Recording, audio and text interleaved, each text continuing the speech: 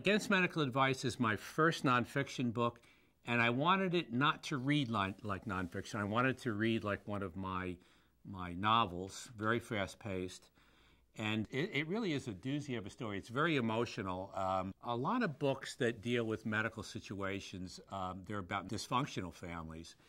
And this is just a very nice family that caught a really bad break. I think it's something everybody can identify with. I certainly did as I read the first drafts. And we see at times that doctors and hospitals just don't have the answers. And it's very, very frustrating and heartbreaking, and that's a piece of what goes on here. But as I said, in the end, it does uplift us and I think teaches us something about getting through real tough times.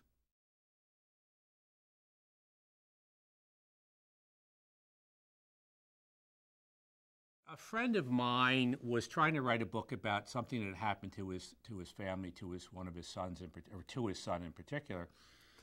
And he asked me to read it, and I thought the story had a lot of potential, but it wasn't happening yet on the pages that he was writing. So I finally sat down and we wrote some drafts together. One of the things I wanted to do here to make it not like your average nonfiction is it's all anecdotes. It's just one anecdote after the other.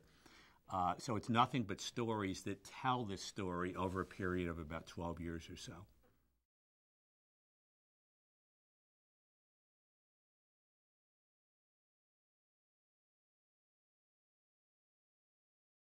I'm not a big message person. I don't like to put messages out for people. I like to tell the story and then have the reader come to their own conclusions about it. A lot of people are going to identify with the story because most of us have gone through medical situations that are just so hard to deal with. I think one of the things when you read this, you will have a different appreciation of what families and the people who are suffering from an illness go through, and what it's like for them to be made fun of.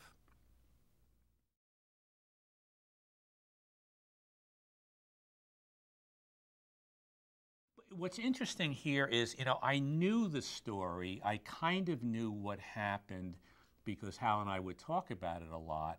But then when I started reading it and I really understood what had happened and what the family was going through on a daily basis, it was just amazing and in retrospect, incredible to think back of how coming into the office at the time we were both writing advertising and somehow being able to go through a normal work day and then to go home to this situation night after night.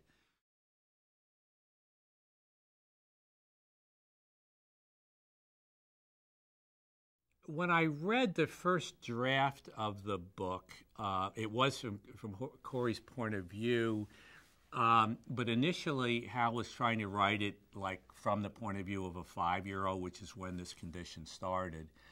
And I just wasn't happening, I didn't think. And one of the suggestions and things that we worked on was that even though it was happening to a 5-year-old, that we would write it from Cory's point of view later on, so that we could capture both him as a 5-year-old and then him looking back, which I think made the story work a lot better. I find first person to be just more evocative. I'm just much more comfortable, and I think it turned out great to have Cory being the narrator of most of the book.